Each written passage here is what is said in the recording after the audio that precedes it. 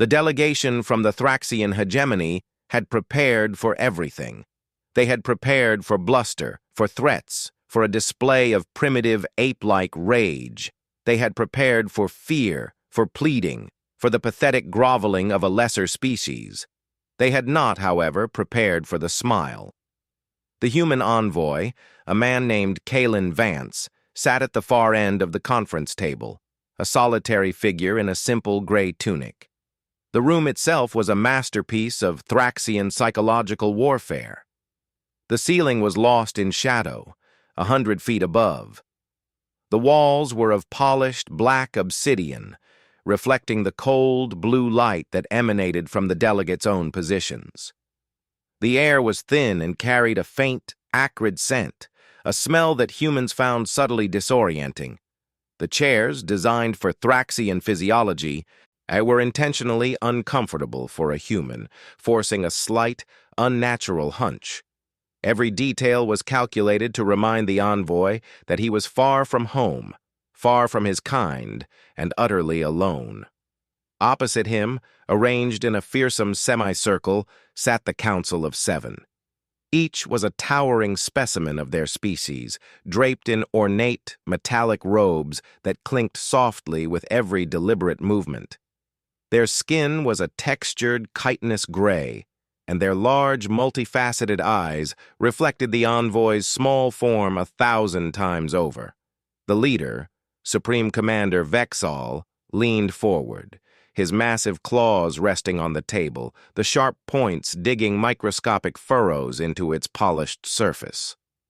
For the past hour, Vexal had been painting a vivid picture of the hegemony's military might. Holographic displays had flickered to life above the table, showing fleets of dreadnoughts blotting out stars, armies of bioengineered soldiers decimating worlds, and recordings of previous subjugations where civilizations far older and more advanced than humanity had been brought to their knees.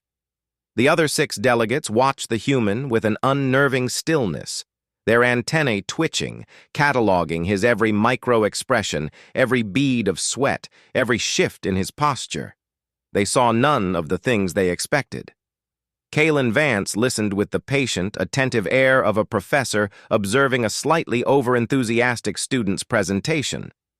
He didn't fidget. His breathing remained slow and even.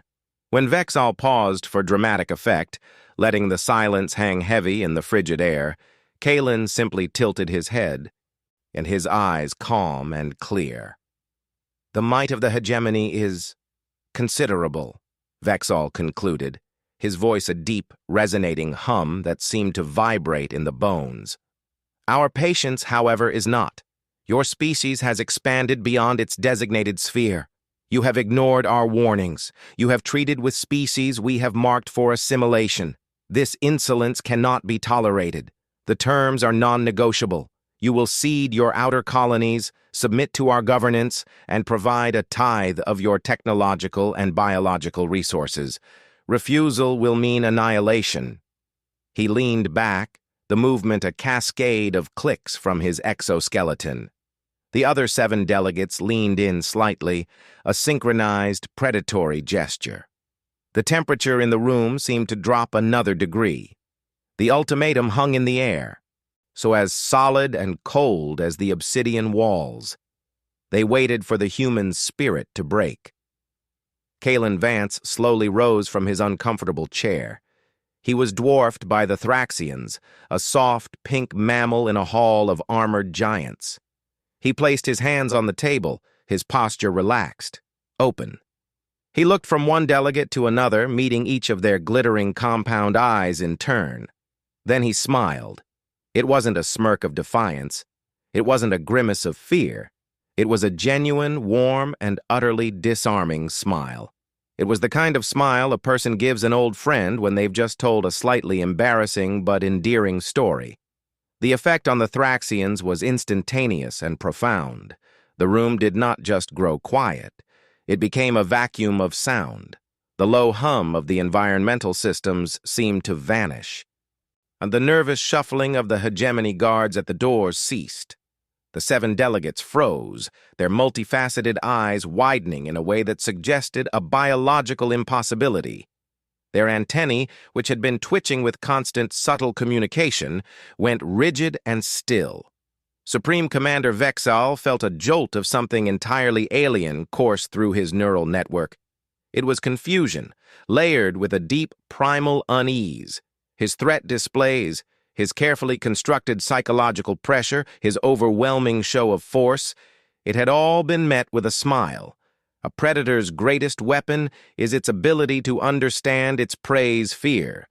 In the absence of fear, the predator becomes the uncertain one. He had studied humans. He knew the smile was often a sign of pleasure, of amusement, of welcome. But here in this context, and it was a terrifying anomaly. What did this creature have to be pleased about? What could he possibly find amusing about his own extinction? "Your terms are noted, Supreme Commander," Kalen said, his voice soft but clear in the profound silence. He gestured to the still-frozen holographic image of a burning world. "And your presentation was quite impressive. You have a real talent for theater." The word theater landed like a physical blow. One of the junior delegates, a strategist named Xylos, actually flinched, a sharp clicking sound escaping his mandibles. To be called a performer, a player of parts, when they were projecting ultimate terrifying power, was an insult so deep, so complete, it bypassed their understanding of conflict entirely. It didn't fit any category in their threat assessment matrix. Kalen's smile didn't waver. He reached into a pocket of his tunic. The movement was slow, deliberate, but it caused a ripple of tension through the Thraxian guards. Weapons were not visibly raised, but the air crackled with readiness. From the pocket, Kalen produced a small, flat device about the size of his palm. He placed it on the table. "Before we go any further," he said, "I feel it's only fair that we engage in a reciprocal exchange of information. You've shown us your capabilities. Allow me to show you ours." He tapped the device.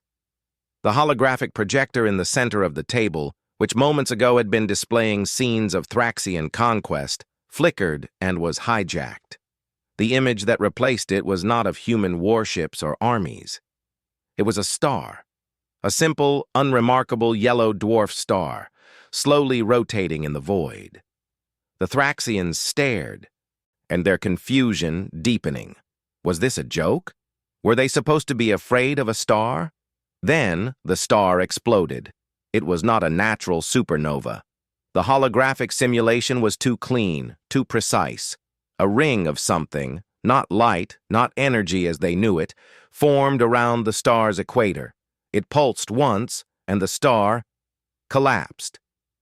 It folded inward upon itself, not into a black hole, but into a point of pure, brilliant white that then vanished, leaving behind nothing but an empty patch of space and a rapidly cooling ring of debris. The silence in the room was now of a different quality. It was the silence of utter catastrophic incomprehension. Kalen's voice was calm, almost conversational.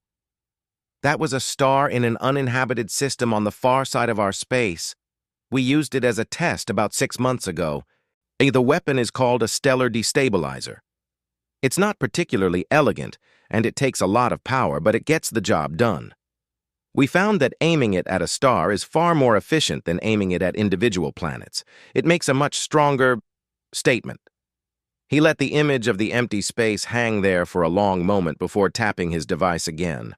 The hologram shifted, this time showing a vast, three-dimensional map of the galaxy. The Thraxian hegemony was a large, spider-like shape, its tendrils reaching out across dozens of sectors. Humanity's space was a small, dense cluster on the other side of the map, seemingly insignificant in comparison. "Now," Kalen continued, "here's the interesting part. A series of bright, pulsing dots appeared, scattered seemingly at random across hegemony space. They weren't in human territory. They were deep within the Thraxian core worlds, near their shipyards, their manufacturing hubs, their home system. "These are the current positions of our diplomatic courier ships," Kalen said, the smile finally taking on a slightly different quality, a hint of something sharp behind the warmth. "They are small, fast, and incredibly difficult to detect, as I'm sure your perimeter patrols are now discovering. They are, of course, unarmed. They carry only communication equipment and, well, let's call them gifts." He paused, letting the implication sink in. The Thraxian delegates were no longer still. A low, distressed chittering had begun among them. Their threat assessment matrices were screaming, a fleet they could fight, an army they could meet. But how do you fight a device you can't see that can unmake a star? How do you defend against a weapon that has already been delivered to your doorstep before the war has even begun? "The gift each ship carries," Kalen said, his voice dropping to a near whisper that was perfectly audible in the stunned silence, "is a single, compact stellar destabilizer. They are on automatic deadman switches. They are currently inert. They will remain inert as long as I return to my ship, leave this system, and transmit a specific all-clear code from a safe distance. If I do not, well, we are nothing if not thorough in our preparation." Supreme Commander Vexal stared at the human. The smile was still there, but now he saw it for what it was. It was not a sign of weakness. It was not an anomaly. It was the expression of a man holding all the cards. But the Predator had not been confused by a lack of fear. The Predator had been looking into the eyes of an apex predator, one so confident in its own power that it had no need for bluster or threat displays. The human's weapon was not his fleet or even his star killer. His weapon was this smile, this calm demeanor, this absolute certainty that he was in control. You would destroy entire systems, billions of lives, for a single diplomatic mission?" Xylo stammered, his voice a horrified whisper. Kalen turned his calm gaze to the junior delegate. "Destroy them? No, of course not. We would be destroying them to protect a single diplomatic mission. There's a difference." He said it without a hint of irony or malice. It was a simple statement of fact.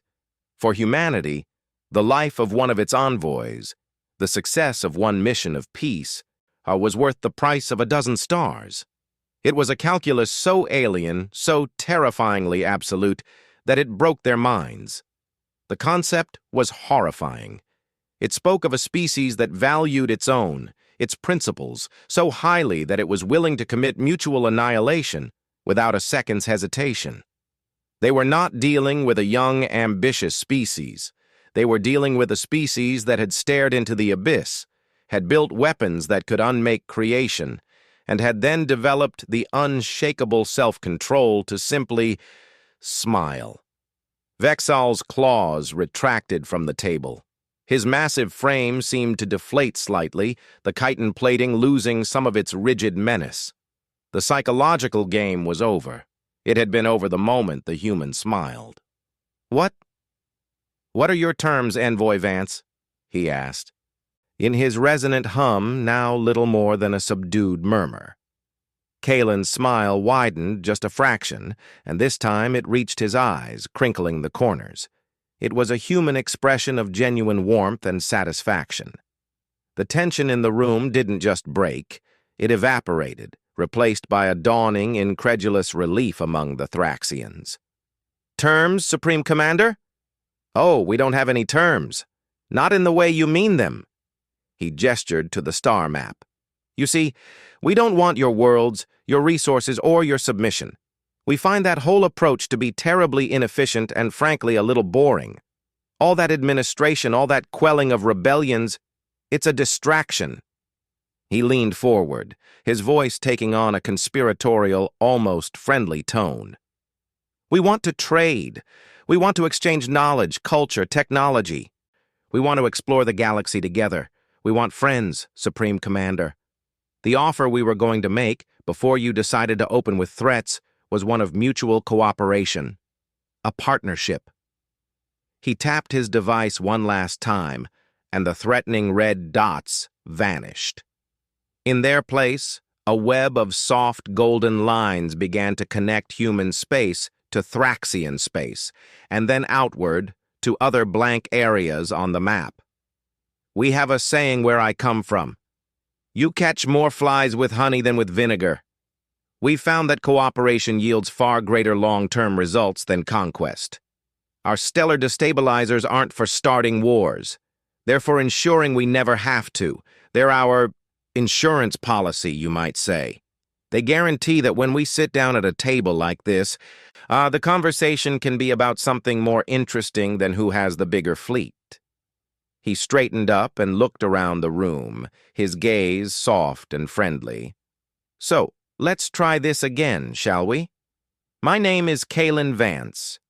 I am a representative of the Human Confederation.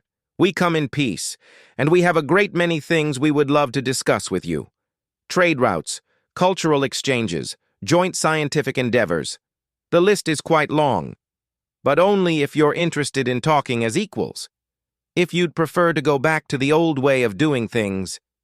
He gestured vaguely at the empty space in the hologram where a star used to be. Well, we're prepared for that too. The choice, of course, is entirely yours. He sat back down in the uncomfortable chair, and this time he seemed to relax into it, as if it were the most comfortable seat in the universe. He folded his hands on the table and waited, the pleasant, expectant smile still on his face. The Council of Seven looked at each other. The chittering resumed, but it was different now, not of distress, but of frantic, whispered consultation. The paradigm had shifted so completely that they were struggling to find their footing. This was not a negotiation. This was not a subjugation.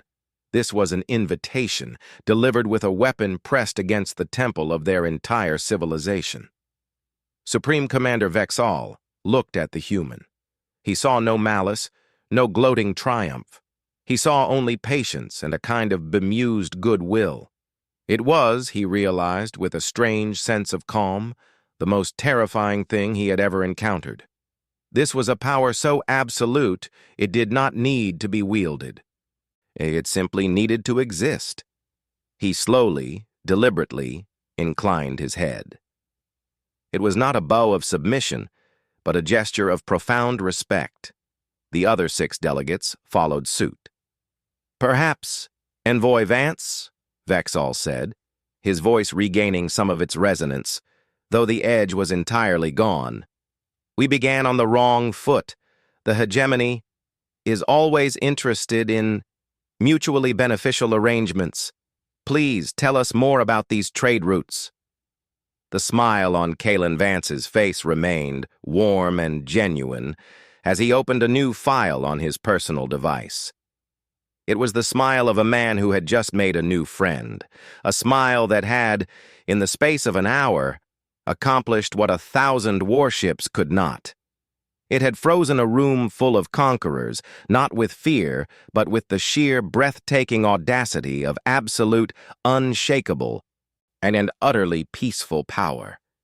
And in that frozen moment, a new chapter in galactic history had begun.